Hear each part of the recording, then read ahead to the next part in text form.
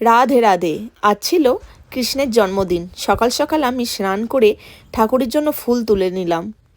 ছোটবেলায় নিয়ে আসা গোপাল আমার কাছে আছে, তবে গোপালের জন্য আমি সেইভাবে কিছুই করে উঠতে পারি না। গোপালের পুজো হয়ে গেলে তবেই আমি খাবো। ব্যাঙ্গালোরে অনেক কিছুই পাই না, সেই তালিকায় তালটাও আছে।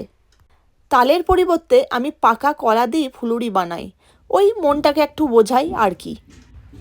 গোপালকে আমি এইভাবেই সাজিয়েছি। আমার ঘরে ছোট্ট গোপাল, কি সুন্দর দেখতে লাগছে তাই না?